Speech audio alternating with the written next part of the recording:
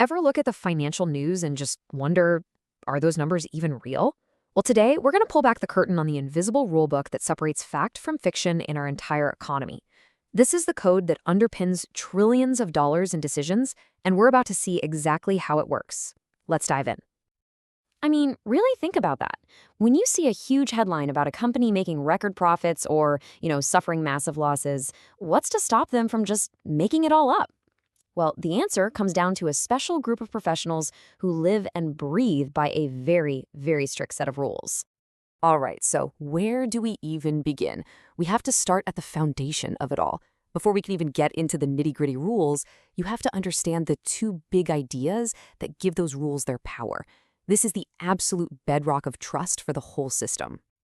So on one side, you've got ethics. You can think of this as the what. It's the moral compass, right? It's the sense of right and wrong that guides every decision. But on the other side, you've got professionalism, and that's the how. It's how you actually put those ethics into practice in the real world. Here's a good way to think about it. If ethics is your destination, professionalism is the car that actually gets you there safely. Okay, so that brings us to what is maybe the single most important quality for any auditor. This is the absolute non-negotiable cornerstone of their ability to be trusted by you, by me, by the entire market.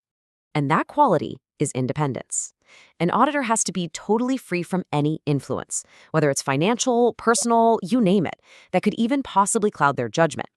But here's the really interesting part. Independence isn't just one simple thing. It actually has two very distinct and equally crucial sides to it.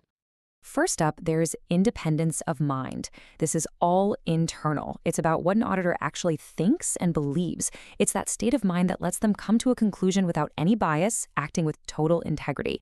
But that's not enough. You also need independence in appearance. This is all external. It's about avoiding any situation where a normal, reasonable person might look at the facts and think, something seems off there. So here's the bottom line. It's not enough for an auditor to be impartial. They also have to look impartial to the outside world. So how do they actually put this idea of independence into practice every single day?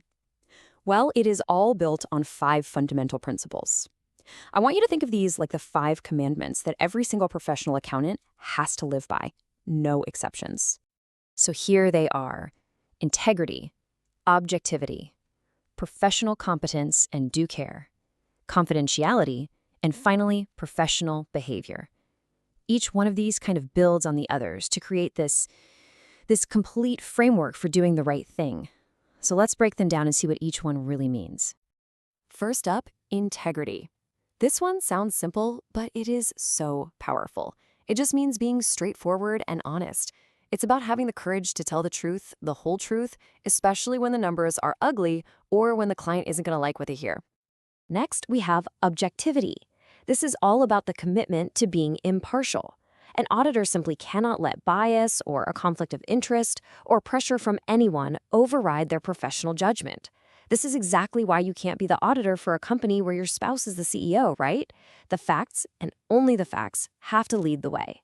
Then we get to professional competence and due care. The financial world is always changing. New rules, new regulations, new tricky business practices. So this means an auditor has to be a lifelong learner. They have a duty to stay sharp, to keep their skills up to date, and to be incredibly diligent in their work. And next up, professional behavior. This is about protecting the reputation of the entire profession. It means, yeah, of course, you follow the law, but it goes deeper. It's about avoiding any action, professional or personal, that could make the public lose faith in auditors, because really, that public trust isn't just an asset, it is the asset. All right, we've arrived at our final principle, and honestly, this is the one that creates some of the most intense, high-stakes ethical dilemmas you can imagine. This is where the code really gets put to the test.